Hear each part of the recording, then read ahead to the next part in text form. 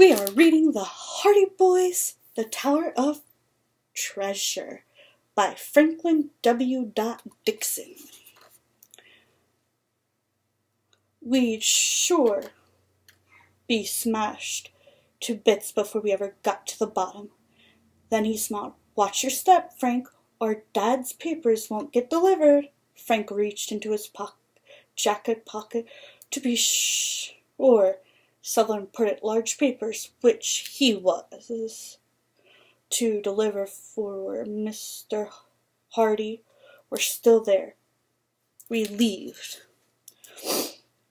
to find them. Frank chuckled and said, "After the help we give Dad on his latest case, he ought to set up the firm of Hardy and Sons."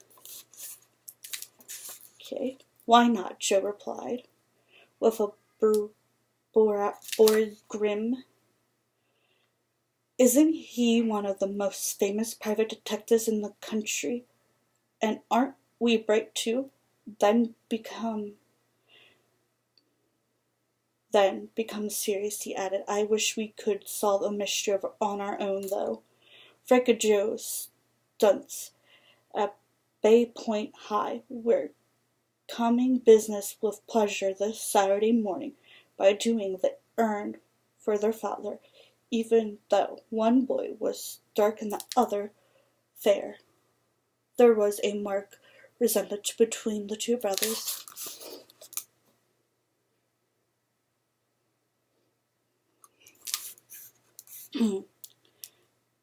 18-year-old Frank was tall and dark.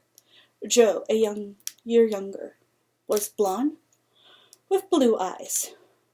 They were the only children of Fenton and Laura Hardy.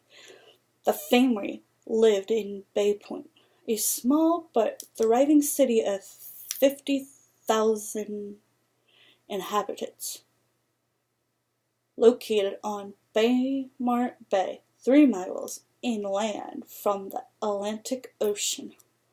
The two motorcycles whipped along the narrow road that skidded the bay and led to Willowville.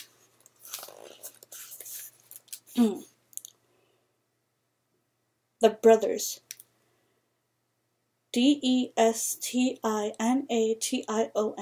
The boys took the next curve nearly and started up a long, steep slope where the road was a mere ribbon and badly in need of repair. "Once we got to the top of the hill, it won't be so rough," Frank remarked as they jounced over the uneven surface. "Better road from there into Willowville Villa."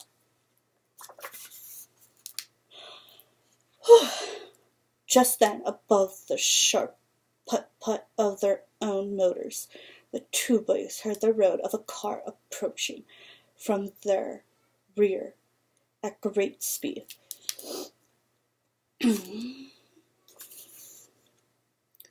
They took a moment to glance back. "Looks like that same guy we saw before," Joe bursted out.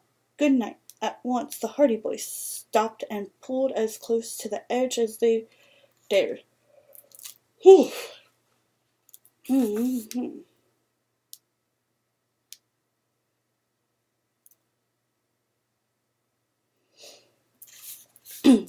Frank and Joe hopped off and stood posed to leap out of danger again if necessary. The car hurtled toward them like a shot. Just when it seemed as if it could not miss them, though.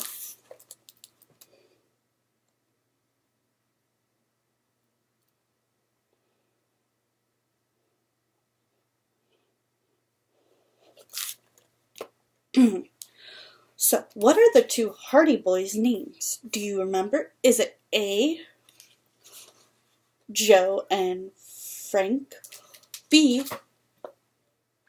James and Samuel?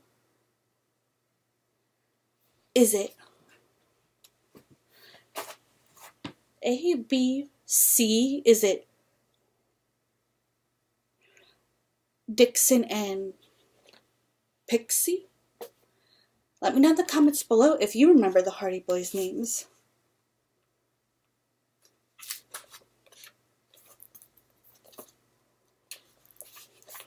And where are the Hardy Boys? Is it A, trying to remember myself, Bay Point High, B, Bay City, D, High Valley?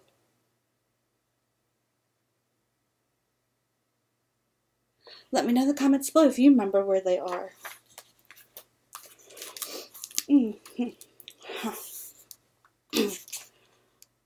Driver swung the wheel about vigorously, and the scene sped past. Phew, that was close, Frank gasped. The car had been traveling at such high speed that the boys had been unable to get the license number or a glimpse of the driver's features, but they had not noted that there he was, heartless, and had a shock of red hair. If I ever meet him again, Joe murmured, the boy was too excited to finish that threat. Frank, relax. He must be practicing for some kind of race, he remarked as the dark blue seam disappeared from sight around the curve ahead. The boys resumed their journey. By the time they rounded the curve and could see Willowville and Valley in a valley along the bay beneath them. There was no trace of the rash motorist. He's probably halfway across the state by this time, Joe remarked. Unless he's in jail over a cliff, Frank added. The boys reached Villa, and Frank delivered the large paper to a lawyer, while Joe grounded the motorcycle? I'm not sure if I'm reading that right. When his brother returned, Joe shrugged. How about taking the other road back to Bay Point? I don't crave going over that bumpy stretch again.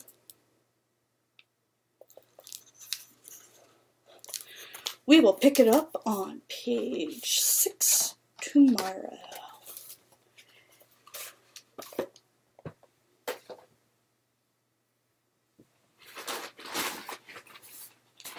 I am not sure where they put my book. Oh man. Tune in for my afternoon video.